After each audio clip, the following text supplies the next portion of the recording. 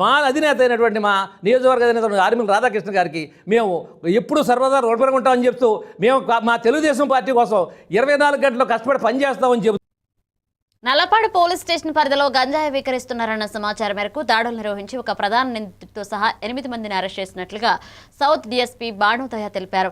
DSP తెలిపిన వివరాల ప్రకారం పలకలూరు రోడ్లో గంజాయి అమ్ముతున్నారన్న సమాచారం మేరకు దాడులు నిర్వహించి ముప్పేరి సుబ్బారావు అనే వ్యక్తిని అరెస్ట్ చేశారు. అతని వద్ద నుండి సుమారు 4 కేజీల గంజాయిని స్వాధీనం చేసుకున్నారు. కూలి పనులు చేసుకునే సుబ్బారావు ఎక్కువ డబ్బుల కోసం ఒడిశా నుండి గంజాయి తెచ్చి విక్రయిస్తున్నాడు. గంజాయి సేవించే అలవాటు ఉన్న సుబ్బారావు ఒడిశాలోని అల్సందాపూర్ అనే చోట కిలో 2000 చొప్పున కొనుగోలు చేసి కొంత భాగం బయట వ్యక్తులకు అమ్ముతున్నాడు. ఇక నిందితుని సహాయం చేస్తున్న మరియు గంజాయి విక్రయిస్తున్న మరో 7గురిని పోలీసులు అరెస్ట్ చేశారు. అరెస్ట్ అయిన వారిలో 5గురిపై హత్యాయత్నం, హత్య కేసులు, రౌడీ షీట్లు ఉన్నట్లుగా డీఎస్పీ తెలిపారు. మిగిలిన 4గురిని ఈ రోజు రిమాండ్ కి పంపించడం జరుగుతుంది. అలానే బ్యాక్వర్డ్ లింకేజ్ లో 4 కన్స్యూమర్స్ కమ్ పెడ్లర్స్ ని ఐడెంటిఫై చేయడం జరిగింది with intact 3 kilos of ganja.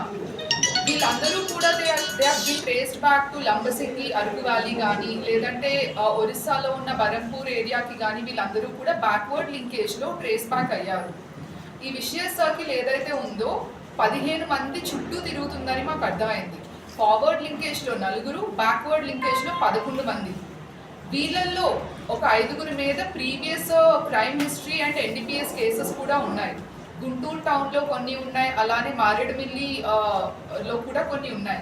ఇందులో 5గురు ముప్పిరి సుబ్బారావు కావచ్చు, షఫీ, షారీఫ్, వెంకటేష్, అలానే హర్షవర్ధన్, ఈ 5గురి మీద ప్రీవియస్ ఎన్డీపీఎస్ కేస్ హిస్టరీ ఇంకా క్రిమినల్ హిస్టరీ కూడా ఉంది. వీళ్ళల్లో 2 రౌడీ షీటర్స్ కూడా ఉన్నారు.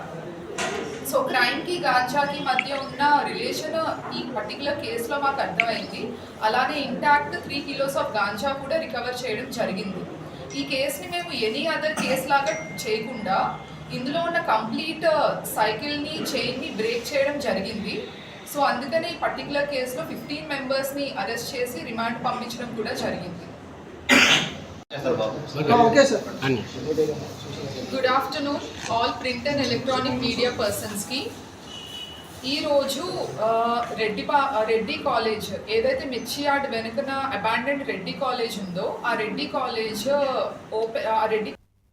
డుమ్రిగూడ మండలంలోని ప్రముఖ